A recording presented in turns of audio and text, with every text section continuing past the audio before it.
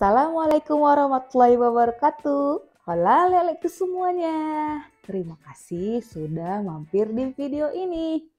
Hari ini aku mau cerita tentang kejahatan yang dilakukan oleh seorang dokter di Indianapolis, Amerika Serikat yang bernama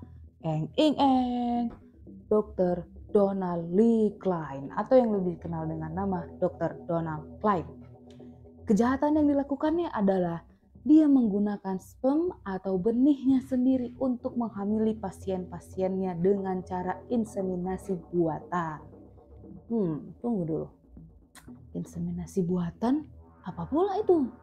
Nah, jadi ginilah, inseminasi buatan itu adalah suatu teknik untuk memasukkan sperm atau benih laki-laki secara langsung ke dalam rahim seorang wanita dengan menggunakan alat. Nah, tujuannya ini untuk memperpendek jalannya benih tadi menuju sel telur sehingga dapat melewati halangan yang mungkin terjadi dan dapat meningkatkan kesempatan untuk hamil. Nah, jadi untuk pasangan-pasangan yang susah mendapatkan anak bisa mencoba metode inseminasi buatan ini. Sperma yang digunakan juga bisa berasal dari suaminya sendiri atau juga benih dari pendonor dengan catatan kalau benih si sang suami ini kurang melewati uji gitulah ya, kurang layak ujinya. Nah, dengan catatan donornya ini juga harus donor yang sehat gitu. Nah, itu tadi sedikit tentang inseminasi buatan. Nah, lanjut lagi kita ke Donald Klein ya, Le. Dia itu lahir di Indianapolis, Amerika Serikat pada 10 Desember 1938. Donald Klein ini lulusan kedokteran di Universitas Indiana. Lulus dia kedokteran, dia ambil spesialisasinya fertility atau kesuburan. Itu kalau di Indonesia dia kayak SPOG, KFER gitulah. Pokoknya tentang kesuburan, tentang kayak mana mau punya anak, dialah ahlinya. Nah, lulus dia dari Universitas Indiana, dia magang lah di rumah sakit metodis. Nah, udah punya banyak lain dia pengalaman kan. Nah, terus dia join di Angkatan Udara selama 2 tahun. Nah, pada tahun 1979 dia buka lah klinik kesuburannya sendiri, ya kan. Kliniknya ini maju lah, sukses. Banyak orang yang datang sama dia. Kenapa? Karena orang-orang yang nggak punya anak datang ke klinik, dia bisa punya anak. Pokoknya dia waktu itu paling hebat lah, paling top lah. Di saat dokter-dokter lain belum bisa, dianya udah bisa. Jadi banyak lah nih orang yang datang ke kliniknya, rame lah kliniknya. Bahkan kawan kerjanya ya akan memberikan testimoni lah setelah bekerja di klinik si Klein ini, karirnya pun menanjak naik. Nah, Dr. Donald Klein ini dia dikenal di komunitasnya sebagai orang yang dituakan lah, tetua adat lah gitu ya kan, rajin beribadah gitulah. Jadi pokoknya dia buka klinik ini sukses lah ceritanya. Ini ada cerita waktu dia menolong kawannya di Angkatan Udara ya kan, sepasang suami istri, Bu Siren sama Pak Mark Farber. Nah, ini nggak bisa punya anak, dibantu dia. Nanti ada lagi ceritanya ini, ada khusus yang kawannya ini. Nanti di akhir ya kita ceritakan ya, kita tahan dulu. Nah, kita balik ke Donald Klein tadi, dia buka klinik sukses, sampai disitulah dia kerja sampai dia pensiun di tahun 2009. Nah, kejahatannya ini dipercaya dia lakukan dari tahun 1979 sampai 1987. Percaya kalian? Aku pribadi sih agak nggak yakin ya kan. Dia sementara 2009 masih di situ dia kan. Pensiunnya 2009 dia kan. Jadi aku kayaknya kurang yakin lah kalau. Udahlah, kita skip aja lah ya kan. Nah, kayak mana lah itu bisa terbongkar kejahatannya ini? Yuk kita bongkar. Yuk kita gaskan. Oke lekku, jadi ceritanya ini bermula di tahun 2014. Ada seorang wanita bernama Jacoba Ballard ingin mencari identitas keluarganya. Dia ingin mengetahui silsilah keluarganya. Kenapa? Karena ditengoknya fisiknya lain sama mama bapaknya. Lainnya kayak mana? Dia ditengoknya gini, rambut dia pirang, matanya biru ya kan. Tapi mama bapaknya kok rambut hitam, matanya coklat. Pokoknya dia sama keluarganya lain lah ya kan. Jadi kan dia bertanya lah sama mamanya ya kan. Oh mak, aku ini anak kandung mama bukan mak ya kan. Jadi mamanya ini Ibu Debbie Pierce namanya. Terus jawab, enggak nak, aku itu anak mama, aku itu memang anak mama gitulah. Jadi dia terus bertanyakan dari umur 10 tahun ini si Jacoba ini bertanya-tanya apa memang betul ya ini anak kandung mama bapaknya ya kan. Dah Terus dia bertanya sampailah akhirnya umur 18 tahun, dia nanya lagi lah sama mamanya nih, "Mak, jujur dulu Mak, aku ini betul anak kandung Mama atau enggak nih Mak? Soalnya aku beda aku sama keluarga-keluarga kita yang lain." Akhirnya mamanya pun cerita lah ya kan, karena kan dirasa mamanya dia udah cukup umur lah 18 tahun kan udah bisa lah mencerna semuanya. Ceritalah mamanya, "Iya Nak, iya Nakku, jadi gini dulu ceritanya, Mama di tahun 1979, karena ayahku mandul, jadi Mama ke klinik kesuburan lah ya kan. Datanglah Mama ke dokter Klein itu. Disitulah Mama pakai metode inseminasi, hamil lah, lahirlah kau. Nah tapi kata dokter itu dia pun pakai donor benihnya dari mahasiswa kedokterannya, itu pun yang sehat dan itu pun nggak lebih dari 3 kali kata mamanya. Udahlah ya kan, dengar itu kan si Yakoba ini pun sedih lah ya kan, karena kan firasat dia selama ini betul ya kan, ternyata betul ya aku memang bukan anak kandung mama bapakku lah, istilahnya ayahnya nggak ayah kandungnya ya kan, jadi sedih lah dia. Tapi dia kan tetap terus berusaha nih karena dia mau tahu siapa sebenarnya ayah kandungnya ini ya kan. Terus pun dia bertanya-tanya apakah aku kemungkinan punya saudara ya. Dah, jadi pada saat itu kan nggak ada teknologi yang kayak tes DNA gitu di rumah ya. Dia cuman punya clue klinik kesuburan Dr. Donald Klein. Dah, jadi diteleponnya lah klinik kesuburan Dr. Klein ini ya kan. Pas pula yang ngangkat si Donald Klein-nya langsung ya kan. Jadi, halo, dengan Dr. Donald Klein. Dokter, saya adalah Joko Babalar. Ibu saya dulu pada tahun 1979 ke klinik Anda melakukan inseminasi. Saya ingin mencari file-file berkas ibu saya karena saya ingin mengetahui siapa pendonor benih dari ibu saya. Itu kata si Joko Babalar. Datang Donald kan menjawab, "Maaf tidak bisa, semua arsip yang Anda inginkan sudah kami musnahkan." Ditutup teleponnya ya kan. Mendengar itu kan hancur lagi lah si Jakoba ya kan, kok ketus kali gini dokter ini, padahal cuma mau cari siapa donor benih tadi ya kan, biar tahu awak siapa bapak awak ya kan. Sedih lah dia ya kan, tapi dia tetap berusaha ya kan, kayak mana lah caranya ini supaya dia bisa menyelidiki lebih lanjut. Berlalu lah ini bertahun-tahun, sampailah dia umur 35 tahun. Jadi di TV ditengoknya lah ada iklan untuk tes DNA dari 23andMe. Jadi kalau dari 23andMe ini dicoba keluar hasil DNA, nanti dari hasil DNA itu kita dapat ketahuan terhubung ke mana-mana aja, ke si A misalnya, ke si B, ke si C. Jadi dia pun pas lah ini untuk kasusku ini ya kan, dicobanya lah tes DNA dari 23andMe tadi itu. Dicobanya, keluar hasilnya dia terhubung sama 7 orang saudara. Dia bertanya-tanya lah ini loh, kok 7 ya kan?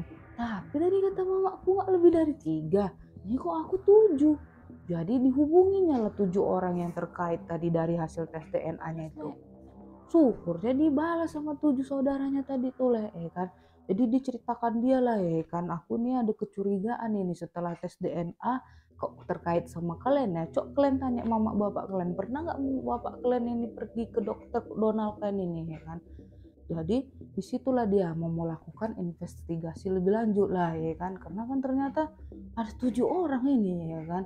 Nah, teruslah dia berusaha ya kan, sampailah dia mau melapor ke kejaksaan setempat, tapi sama kejaksaan setempat nggak dilayani karena kan dia kurang bukti. Masa cuman melaporkan ini harusnya 3 kok ada 7, kan kurang buktinya. Jadi sama kejaksaan setempat nggak ditanggapi. Pikir kayak mana ini caranya supaya beritanya ini up ya kan, naik.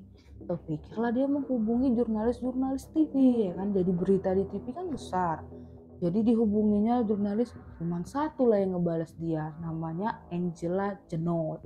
Jadi si jurnalis Angela Genot ini balaslah semua laporan yang disampaikan si Joko Babalar, bahwasanya dia curiga sama Dr. Donald Klein telah begini. Jadi tertariklah si Angela Genot ini untuk mengangkat ceritanya ini ke berita ya kan. Tapi kan tentunya si Angela Genot ini harus melakukan investigasi terlebih dahulu sebelum disiarkan di TV ya kan. Jadi dia telepon juga lah klinik kesuburannya tadi, diangkat juga sama si Donald Klein tadi. Dia tanyakan lagi gini, "Halo Dokter Donald Klein, saya Angela Genot dari reporter Fox 59. Ini saya mendapatkan laporan bahwasanya Anda telah melanggar prosedur dalam proses inseminasi yang Anda lakukan. Kami ingin tahu kebenarannya." Nah, si Donald Klein ini pun mengelak. Dia bilang, "Tidak pernah saya melakukan semua yang kalian tuduhkan. udah ditutupnya. Jadi kan tetap nggak ada jawaban ini dari Donald Klein ini kan. Udahlah, berhentilah sampai situ ya kan. Tapi si Jacobo Ballard tadi sama 7 saudara tirinya tadi tuh terus melakukan investigasi. Jadi terus kan beritanya udah mulai naik juga. Tapi waktu itu belum disebutkan namanya, masih ada seorang dokter dicurigai melakukan pelanggaran prosedur inseminasi, masih gitu-gitulah ya kan. Jadi ini udah mulai naik lah ini beritanya. Sampai lah akhirnya orang itu ketemu sama anak si Donald Klein-nya yang dari istri sahnya gitu. Namanya si Doc sama si Donna. Nah, jumpalah si Jacoba ini sama orang ini kan. Jadi bernego lah ini orang ini. Dia minta juga si Jacoba ini supaya sudahlah, jangan dibesarkan lagi beritanya. Ayah kami sudah tua, dia ingin menikmati masa tuanya. Jadi tolonglah kalian hentikanlah itu pemberitaan di luar sana. Ayah saya memang mengakui bahwasannya dia melakukannya, tapi pun tidak lebih dari 10 kali, kata anak si Donald Trump tadi. Babat mana mau dia kan, masa enak aja kayak gitu, terbang aja kasusnya nggak jelas ya kan. Sementara dia udah berjuang ya kan, nggak mau lah dia minta jumpakanlah sama Donald Klein. Dibilang si Joko bagilah, udah gini lah, kalian jumpakanlah aku sama dia ya kan, sama si Donald Klein ini, biar bisa kami berembuk kenapa dia melakukan ini kepada kami. Nah, akhirnya disepakatilah jumpalah si Donald Klein ini sama si Jacoba Ballard dan 5 saudara tiri lainnya. Jumpa orang itu, masuklah si Donald Klein ini. Si Donald Klein ini selalu aja dia nggak ada rasa kayak bersalah, menyesal, sedih, nggak ada. Masuk dia malah ditanyain satu-satu orang itu. Kau nama siapa? Tinggal mana? Profesi? Kau tinggal mana? Kerjaan kau apa? Jadi si Donald Trump ini kayak mendata satu-satu nih, mana yang paling sukses di antara orang ini kan. Sakit wak nih. Udahlah. Jadi si Donald Trump ini sudah jumpa, nggak ada rasa bersalahnya, nggak ada dia minta maaf ya kan. Orang si Jacoba Ballard terus mendesak dia, kenapa kau lakukan ini? Kan nggak boleh prosedurnya kamu lakukan ini. Jadi dia bilang, udahlah, ini kan sudah lama berlalu, udah bertahun-tahun yang lalu kan, kalian pun udah besar. Tujuanku kan hanya untuk membuat pasangan berbahagia mendapatkan anak, kata si Dr. Donald Klein. Tapi kan gak kayak gini, caramu kan salah, kata anak-anaknya tadi juga lah ya kan. Terus si Donald Klein juga membela. Sudahlah kalian stop sajalah pemberitaan ini. Aku mengaku pada kalian aku melakukannya, tapi tidak lebih dari 15 kali. Dan kuharap kalian bisa menghentikan pemberitaan di luar sana. Sudah tua, aku juga tidak mau menghancurkan kehidupan rumah tanggaku karena pemberitaan ini, kata si Donald Klein. Tapi si Jacoba Ballard nggak mau lah, enak aja stop aku udah mati-matian memperjuangkan, gitulah si Jacoba Ballard. Tak jelas ini, yang pertama kali ketemu mamanya nggak lebih dari 3 kali, sama anaknya cuma 10 kali. Ini si Donald Klein langsung 15 kali. Pokoknya intinya dari pertemuan tadi nggak ada hasil lah, udah bubar lah ya kan, bubar. Berita tetap naik kan si Angela Jenot ini tetap beraksi. Jadi suatu ketika si Donald Klein ini udah mulai diteleponin wartawan, datang wartawan ke rumahnya, datang wartawan ke klinik itu nanya tentang si Donald Klein ini udah mengganggu rumah tangga dia. Di teleponnya lah si Angela Jenot bilang nih, kalian harus menghentikan pemberitaan itu karena ini dapat mengganggu reputasiku. Aku sudah tua, sekali lagi tolonglah itu diberhentikan. Lagi juga ini sudah masalah berlalu bertahun-tahun yang lalu. Si Angela Jenot nih bilang, ya udah dok, kalau memang mau diberhentikan, ayo kita lakukan tes DNA. Tapi tetap aja si Donald Klein ini menolak. Ya udahlah, kalau kayak gitu dok, kita ini udah mau mulai memunculkan nama dokter ini di berita kita ini. Kan sebelumnya beritanya nggak ada nama dokter Klein-nya ya kan. Kita munculkan nama dokter nih. Ya udahlah kalau gitu jumpalah, kata si Donald Klein. Jumpalah si reporter tadi itu, Bu Angela Jenot itu sama si Donald Klein. Ya udah, di perjumpaan itu tetap aja sama si Donald Klein mengelak dan tidak mau tes DNA. Bu Angela Jenot ini pun nggak bisa juga dia memaksakan, apa hukumnya dia paksa-paksa harus tes DNA. Ya udahlah, pertemuan orang itu pun bubar, tak membuahkan hasil. Nah, si Donald Klein ini nggak lepas dari situ kan berita tetap naik juga. Dia telepon lagi si Jacoba Ballard, dia minta tolong lah istilahnya, memelas lah dia. Udahlah Jacoba, dihentikanlah itu, ini bisa mengganggu rumah tanggaku yang sudah 57 tahun aku bangun. Gara-gara berita ini bisa hancur semuanya, reputasiku, aku pun sudah tua, dan aku kan membantu ibu kalian mendapatkan anak. Itulah tetap alasan si Donald Klein. Pokoknya si Joko Babalat tetap menolak dan tetap mau melanjutkan investigasinya. Ini udah mulailah ini dilirik sama kejaksaan, karena kan orang si Joko Babalat terus melakukan investigasi. Si reporter tadi kan terus mengangkat berita dan mulailah dilirik kejaksaan. Orang itu pun datang ke kejaksaan, udah mulai didengarkan. Sampailah akhirnya orang itu jumpa utusan dari kejaksaan agung setempat, namanya tim Delani. Jadi tim inilah yang menangani kasus laporan si Jakoba ini, ya kan. Jadi dia bilang gini, sebenarnya aku mau menjerat dia, tapi pasalnya apa? Belum ada ini sebuah aturan yang bisa kita kenakan ke dia. Pikir lagi, apalah ya kira-kira yang bisa. Nah, akhirnya dapatlah metode investigasi dengan cara klarifikasi tentang rumor-rumor yang beredar terhadap klinik kesuburan si dokter Klan ini. Jadi disitulah masuk tim kejaksaan kan, dan polisi setempat untuk melakukan penyidikan. Jadi dibuatlah semacam dokumen investigasi untuk klarifikasi apakah benar rumor-rumor yang beredar di luar sana itu. Nah, dikirimlah dokumen tadi ke si Donald Klein. Diisilah sama Donald Klein. Dibuatnya di situ gini, saya menyatakan tidak pernah menggunakan benih saya sendiri untuk menghamili pasien saya. Jakoba Balat bisa saya tuntut atas pemfitnahan dan pencemaran nama baik. Kirimnya lah dokumen ini ke jaksa. Dari dokumen inilah kejaksaan setempat bisa bergerak. Diceklah ini apakah memang benar dia tidak pernah menggunakan benihnya. Berangkat dari situ datanglah nih tim kejaksaan bersama polisi penyidik untuk investigasi. Nah, di situ si Donald Klein nggak bisa ngapa-ngapain lagi lah, udah angkat tangan, udah sah. Jadi disitulah dia dites DNA-nya untuk membuktikan dokumennya tadi benar atau tidak pernyataan dia tadi kan. Dites DNA-nya, hasil tesnya apa? Mau tahu? 99,99% cocok dengan Joko Babalat. Itu artinya bahwasannya benar dokter Donald Klein itu ayah biologis dari si Joko Babalat dan saudara tiri lainnya tadi. Jadi terbukti selama ini kecurigaan si Joko Babalat itu. Sah nih ketahuan Donald Klein. Berita pun udahlah pakai nama dia. Not tadi itu yang dari Fox 59 itu udah memborbardir berita dengan nama si dokter Donald Klein. Dr. Donald Klein telah melakukan suatu kejahatan, makin naik lah. Nah, ini pun sementara itu booming, yang menghubungi si Joko Babalat ini banyak. Nah, orang ini juga mama bapaknya pernah ke klinik kesuburan Dr. Donald Klein itu. Jadi si Joko Babalat ini setiap dihubungi disuruhnya orang-orang tes DNA, ya kan. Nah, dari hasil tes DNA itu udah nambah lagi jadi 22, ya kan. Terus dia bilang kalau ada yang hubungi dia, terus dia suruh tes DNA. Tujuan si Joko Babalat dan yang tim lainnya ini kan baik sebenarnya, ya kan.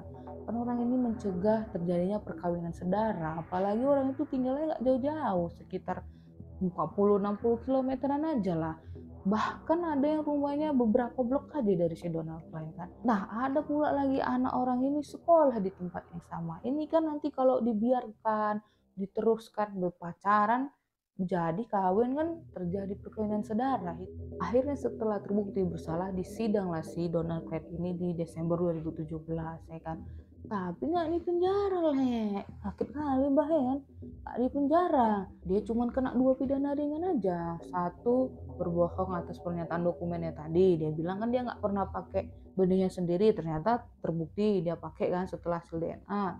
Terus mengancam si Joko Babalat, ya kan. Itu aja, 2 pidana ringan itu pun hukumannya cuma 1 tahun masa percobaan. 1 tahun masa percobaan ini kayak tahanan kota gitu lah, Le. Kalian nggak di penjara, cuman nggak bisa keluar kota gitu aja lah udah. Terus denda $500, itu sekitar 8 juta. Kecil kan lama dia 8 juta. Terus lisensi kedokterannya dicabut. Tapi nggak ada guna, dicabut kan dia 2009 dari pensiun. Jadi nggak ada masalah sama dia, ya kan. Udahlah, intinya dia cuman dikenakan 3 hukuman tadi aja. Nah, dari situ kan orang si Jokoba pun kesal juga, kok nggak di penjara, ya kan. Tapi ya udahlah, yang penting kasusnya udah tahu semua orang dan sudah bisa lebih aware, ya kan. Terlebih lagi yang orang tuanya pernah mendatangi klinik kesuburan si dokter Klein ini. Jadi memang agak nggak adil gitu kasusnya, ya kan. Malah ada lagi rumor katanya jaksanya pun ngirim surat ke dokter Donald Klein mengungkapkan simpatik. Itulah tadi si Donald Klein ini powerful. Itulah akhirnya dia nggak kena hukuman penjara. Berakhirlah sidangnya, ya udah bubar. Tapi kan paling tidak si Joko Babalat ini sudah adalah rasa, walaupun belum puas betul, ya kan, tapi paling tidak kan perjuangan ini membuahkan hasil lah. Akhirnya di tahun 2018 disahkanlah undang-undang terkait dengan legalitas pendonor benih untuk inseminasi tadi. Nah, aku mau balik ke cerita kawannya yang di Angkatan Udara tadi, sepasang suami istri yang ditolongnya tadi, dengan Bu Siren dan Bapak Matt Farber ini. Karena itu nggak bisa punya anak, ya kan? Jadi ke klinik si dokter Klein ini bisa punya anak orang itu, kembar pula anaknya. Tahu kalian anak kembarnya itu pakai benih siapa? Ini si dokter Donald Klein itu. Jadi anaknya kembar tadi itu ada salah satu namanya si Alison Kramer. Si Alison Kramer ini dokter kesuburannya dokter Donald Klein juga. Kalian bayangkan lah, mamanya kena, anaknya kena juga, ya kan. Tega kali si Donald Klein ini. Hancur kali lah hati si Alison ini kan. Kayak mana lah dia tahu ternyata dokter kandungannya yang megang-megang dia, yang periksa-periksa dia itu ternyata bapak kandungnya sendiri. Jadi kita masuk motif kenapa si Donald Klein ini melakukan kejahatannya tersebut. Oke, yang pertama ada yang bilang dia memang gak memikirkan apapun selain reputasi kliniknya. Jadi dia supaya terlihat sukses, kayak mana semua orang yang datang sama dia itu bisa hamil, bisa punya anak, makanya tega dilakukan dia pakai benihnya sendiri. Nah, itu yang pertama. Yang kedua, kabarnya ini dia mengikuti semacam perkumpulan lah ya, kayak sekte lah mungkin ya kan, yang bernama Quiverful. Quiverful ini adalah suatu perkumpulan yang menganut paham bahwasanya banyak anak makin banyak berkah gitu. Tapi maksudnya di sini gini, jadi kan dia ras kulit putih, makin banyak anaknya ras kulit putih juga, itu nanti makin bertebaran di seluruh dunia, bisa menguasai kemajuan teknologi, menguasai kekuatan ekonomi, menguasai dunia lah gitu. Itulah pahamnya. Jadi banyak anaknya, banyak blessing dari Tuhan. Nah, yang ketiga dia bilang dia hanya mau membantu pasangan-pasangan tersebut memiliki anak. Udah itu aja. Nah, kisahnya ini sebenarnya ada diangkat menjadi film dokumenter di Netflix. Judulnya Our Father. Kalau kalian mau lebih tahu detailnya kayak mana, boleh kalian tengok itu di Netflix itu. Jadi sampai film itu dibuat, anaknya udah 94 yang terdeteksi. Bayangkan 94, itu masih counting lagi tuh, masih berlanjut lagi tuh kan. Oke Lek, jadi segitu dulu lah cerita kita tentang kejahatan Dr. Donald Klein tadi ya. Semoga kalian suka lah sama video ini. Kalau kalian terhibur, boleh lah ya kan Lek, like-nya, komennya, subscribe-nya Lek, biar makin semangat kita buat video ini ya kan Lek. Oke Lekku, sehat kalian semua ya Lekku. Akhir kata, assalamualaikum warahmatullahi wabarakatuh. Bye bye. Shake it like you know, baby. Come on and dance with me. Come on. Shake it like you know.